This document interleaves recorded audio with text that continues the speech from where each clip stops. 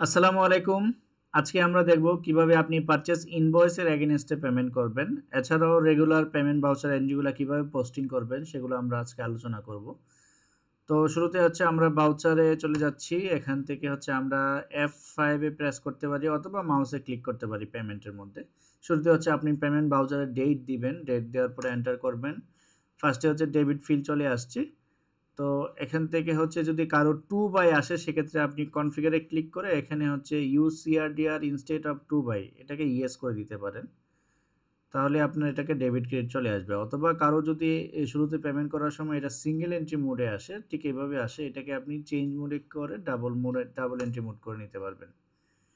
তো শুরুতে হচ্ছে আমরা হচ্ছে এখানে যাকে পেমেন্ট করব তাকে হচ্ছে ডেবিট করব। আমাদের সাপ্লায়ার 1 এর কাছ থেকে হচ্ছে আমরা র মেটেরিয়াল পারচেজ করেছিলাম। সে পারচেজ ইনভয়েসের এগেইনস্টে আমরা তাকে পেমেন্ট করব।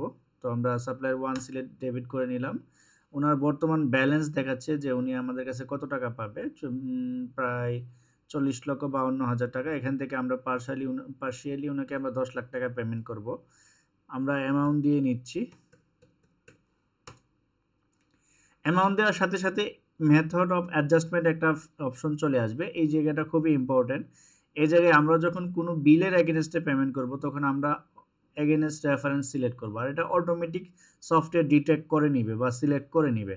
আমরা এগেইনস্ট রেফারেন্স যদি সিলেক্ট করি তাহলে হচ্ছে আমাকে দেখাবে যে কতগুলা ইনভয়েস পেন্ডিং আছে বা কতগুলা পারচেজ ইনভয়েস পেন্ডিং আছে যা আমরা পেমেন্ট করতে হবে। তো সবগুলা পেন্ডিং ইনভয়েস নাম্বার দেখাবে। তো এখান থেকে যেহেতু একটা ইনভয়েসই আছে সেই ইনভয়েস নাম্বার আমরা সিলেক্ট করে নিলাম। অ্যামাউন্টটা অটোমেটিক নিয়ে নিল। Then enter.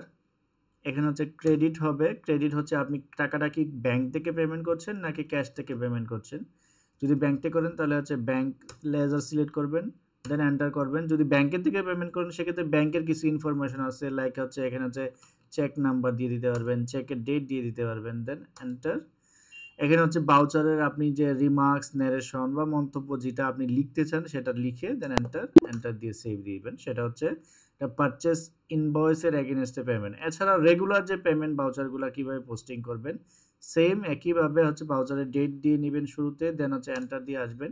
আপনি যে পারপাসে হচ্ছে এক্সপেন্স দেখাচ্ছেন সে লেজারটা হবে ডেবিট। আমরা এখানে সাপোজ কনভেন্স নিলাম 500 টাকা। যখনই এক্সপেন্সের কোনো এন্ট্রি করবেন, আপনারা যদি কস্ট সেন্টার মেনটেন করেন তাহলে আপনাকে লিস্ট অফ কস্ট সেন্টার দেখাতে বলবে। এখান থেকে যদি আপনি স্পেস বার প্রেস করেন কিবোর্ড থেকে তখন হচ্ছে আপনার কস্ট সেন্টারগুলো দেখাবে। সাপোজ আমার এই কনভেন্স এক্সপেন্সটা আমার কোন কস্ট সেন্টারে সেটা আমাকে এখানে দেখাই দিতে হবে। সেটা কি প্রজেক্ট 1 নাকি প্রজেক্ট 2 অথবা সেটা কি আমার হেড অফিস নাকি ফ্যাক্টরি সেটা আমাকে এখান থেকে ডিফাইন করে দিতে হবে। আমরা হেড অফিস সিলেক্ট করে দিলাম, দেন এন্টার। এখন ক্রেডিট হচ্ছে আপনি কি টাকাটা কি ক্যাশ থেকে পেমেন্ট করছেন নাকি হচ্ছে ব্যাংক থেকে পেমেন্ট করছেন। আমরা যদি ক্যাশ থেকে পেমেন্ট করি তাহলে ক্যাশ ক্রেডিট করে দিব, দেন এন্টার। যেহেতু আমাদের ক্যাশে ব্যালেন্স নাই, নেগেটিভ ক্যাশ একটা ওয়ার্নিং দিচ্ছে, আমরা এন্টার দিব। বাস ভাউচার সেভ নিবে, কোনো প্রবলেম নাই। ন্যারেশনে হচ্ছে আপনি আপনার মন্তব্য লিখে রাখবেন সেটা আসলে কি পারপাসে কনভেন্স এন্ট্রি হয়েছে বা কে কোথাও কোন লোকেশনে গিয়েছিল, আর আপনি যত ডিটেলস লিখতে চান বা লিখে রাখতে চান সেটা লিখে রাখতে পারবেন যাতে ইন ফিউচারে সেটা আপনার ভাউচার ওপেন করলে আপনার সেই ডিটেলসটা আপনি দেখতে পারেন।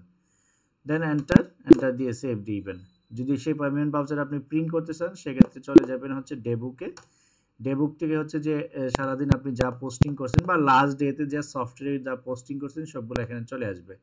তো এখানে হচ্ছে 500 টাকা আমরা কনভেন্স এন্ট্রি পেমেন্ট করেছিলাম, এটাকে আমরা ওপেন করব। দেন হচ্ছে কন্ট্রোল পি যদি প্রেস করি, এখান থেকে যদি আমরা প্রিভিউ সিলেক্ট করি তাহলে হচ্ছে আমার ভাউচারটা কীভাবে প্রিন্ট হবে বা কোন ফরম্যাটে প্রিন্ট হবে, কোন সাইজে প্রিন্ট হবে সেটা দেখাবে। আমরা যদি সেটাকে সাইজ এবং আরও কিছু কনফিগার করে নিতে চাই সেক্ষেত্রে স্কেপ দিয়ে ব্যাকে আসবো, দেন এখান থেকে আমরা কনফিগারে চলে যাব। কনফিগার থেকে হচ্ছে শো মোডে যাব, গিয়ে এন্টার করব। দেন হচ্ছে আমরা কিছু অপশন এনাবল করে নিব, যেমন show check by verified by yes করে নিব। এটা ইয়েস করার জন্য জাস্ট এন্টার দিতে হবে। Show prepared by enter press করলে এটা ইয়েস হয়ে যাবে। আমরা যদি একটু নিচের দিকে আসি, এখানে হচ্ছে ভাউচারের আপনার হাইট কত হবে সেটা সিলেক্ট করে দিবেন। নর্মালি হচ্ছে 10 হয়, আর হচ্ছে ওয়েট প্রস্থটা কত হয় সেটা সিলেক্ট করে দিবেন। এটা হচ্ছে 7.5 হয়। এছাড়া হচ্ছে লেফট মার্জিন, টপ মার্জিন সেটা আপনি এখান থেকে সিলেক্ট করে দিতে পারবেন। সফটওয়্যার নতুন একটা অপশন আসছে হচ্ছে এনাবল স্ট্রিপ ভিউ। সেটা হচ্ছে আপনার প্রত্যেকটা স্ট্রিপ অনুযায়ী একটা কালার বা মার্কিং হয়ে থাকবে, সেটা যদি আপনি এনাবল করে দেন। দেন আমরা কন্ট্রোল এ দিয়ে সেভ দিব। দেন এখানে যদি প্রিভিউতে আসি, দেন হচ্ছে এখন আমার ভাউচারটা পুরা পেজে চলে আসছে এবং আরও ডিটেলস যে আমরা কনফিগার করে বাউচারের ফিল্ডগুলো নিয়ে আসছি বা সিগনেচারের ফিল্ডগুলো নিয়ে আসছি, সেগুলো এখানে দেখাচ্ছে। দেন এখন আমরা প্রিন্ট করলে সেটা প্রিন্ট হয়ে যাবে। এখন আপনি যদি কোন প্রিন্টারে প্রিন্ট করবেন সেটা যদি সিলেক্ট করতে চান, এখান থেকে হচ্ছে ডান পাশে প্রিন্টার সিলেক্টের অপশন আছে, এখান থেকে আপনি প্রিন্টার সিলেক্ট করে নেবেন, আপনি যে প্রিন্টারে প্রিন্ট করবেন। আর এটা একবার সিলেক্ট করে নিলে আপনার এটা ডিফল্ট হিসেবে সেভ থাকে যতক্ষণ পর্যন্ত আপনি সেভ না করবেন, চেঞ্জ না করবেন। তো এই পর্যন্ত ছিল আজকে হচ্ছে টপিক। তো আমরা আগামী ক্লাসে নতুন আরেকটা টপিক নিয়ে আলোচনা করব। ধন্যবাদ সবাইকে। আসসালামু আলাইকুম।